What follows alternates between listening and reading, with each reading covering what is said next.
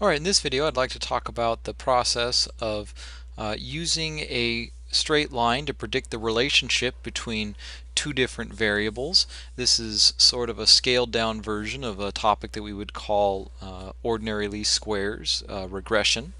And so let's start off by giving an example of a situation. So imagine that you have a plant that produces iPhones. Maybe these are in thousands, these numbers here. And so for 14 months you have a number of units that you produce, and then there is a cost associated with that. And you want to know in this last month that hasn't happened yet, if you have an order for that many units, how much is it going to cost to run your plant? Well, the answer to this might be complicated because you might have some fixed cost. So it might not be as simple as they're just dividing one of these columns, this cost by one of these other columns, and getting an answer. And then also, as you get into more expensive, or rather higher runs, that perhaps it's more expensive because you have to pay people overtime and things like that. So your costs might be going up as you produce more items. Well, something that will allow you to see what the true relationship is between these two columns of data would be a scatter chart. So I am going to highlight these two columns and say Insert Scatter Chart, and then I want to make my scatter chart look nicer. So I'll format a little bit.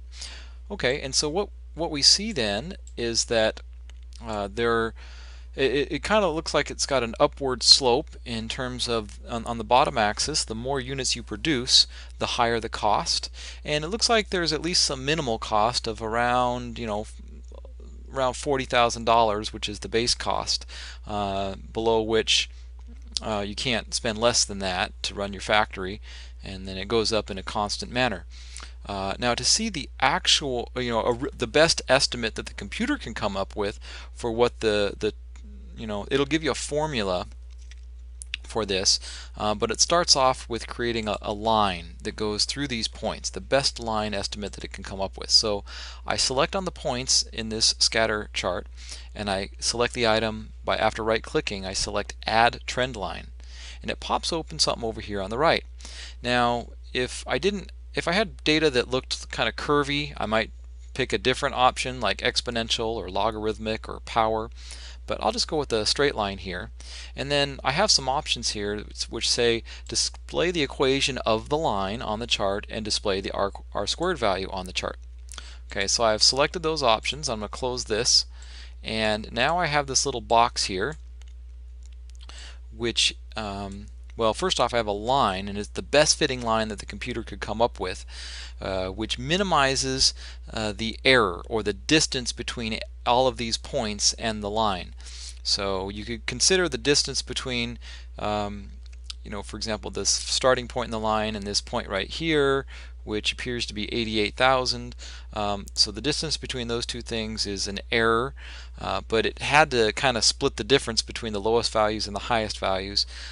This line is created in such a way, based on this formula, that the total number of errors is minimized. If I put the line like way down here and then measured the distance between the line and those dots, the total of the errors would be much greater. Alright, so let's put our newly created formula and line to work and see how well it does. So I'm going to say equals 64.269 times, and there's my my input variable, which is units produced, the x in the formula, and I'm going to say plus my intercept value, which is the just some fixed constant that it adds in, 37,894, and I have that estimate. I'm going to repeat it all the way on down, and I see that it looks like I'm off. Under about $4,000 over what it really cost. In this case, I'm over by about $3,000 compared to what it really cost. So sometimes I'm over and sometimes I'm under. Let's see how far off we really are. So I'll take this predicted number, what it's supposed to be based on my line, compared to what it really was. And so I was actually off by 4,000 and change. And so as I look down, these numbers then kind of give me the distance in terms of the cost away from the line. So sometimes I'm under, sometimes I'm over, sometimes I'm under, sometimes I'm way over, sometimes I'm very way over, then I'm very far under, shooting what the actual cost is. And so that kind of reflects what we actually see here in the data. But if I sum up all of these errors, if I get a number that's close to 0, that means that my line was fit really well by the computer. So it kind of averaged out all the positives and the negatives, and based on the placement of the line, and we got a number here where it's only off by $2 by the time we go through all of our estimates and then sum up all the errors where we're over and under. Okay, so there's another way that we can get this piece together these numbers here. This slope here, so that means that for every extra unit we produce, it goes up $64 in cost. We can determine that slope by using an Excel function as well. So I just type in the word slope, and it says, what are the things you're trying to predict? I'm trying to predict the plant cost, monthly plant cost. And then what are my known x's? What are the things I'm trying to predict it with? And that's the units produced. And so we're going to use those same two columns in that same order over and over again here. So I hit return, and what do you know? 64.268 blah blah blah. That would round up to 0.269.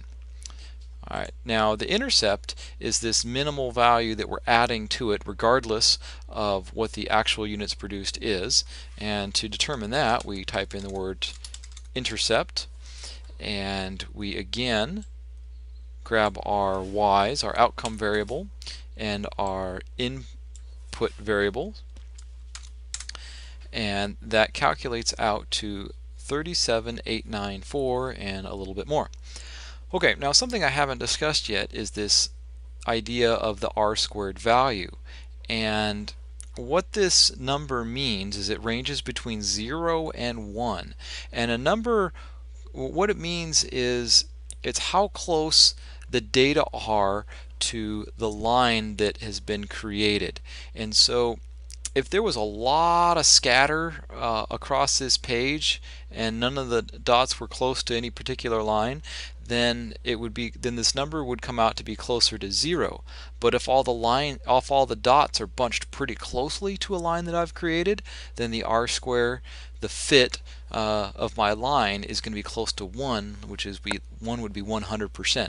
So where we have a number of 69% almost, that means we've done a better than average job of fitting our points to a line. They're pretty close. A lot of what this also means intuitively is a lot of the position of the dot here is predicted pretty well by where it is on this x-axis. So to get this value, to see how well my model performs, my line equation performs in predicting where the y's are going to be, again, I follow that same approach. I grab my y values and my x values, and it comes out to that number. And then just one other thing that I can do is this idea of the standard error. What this means in this context, same order of inputs. What this means is that for any given point on the line, if we go up 13,771 or a standard error, that's like a standard deviation. And so so hopefully within 3 standard deviations of any point, so going plus or minus the predicted value at this point, we should find all of our points, and if we don't, that means that point's probably an outlier. So if we kind of just look at how big our errors are, the biggest ones are about looks like 20,000, and so that's less than 2 standard deviations away. So it doesn't look like we have any severe outliers, but that we would also see that visually.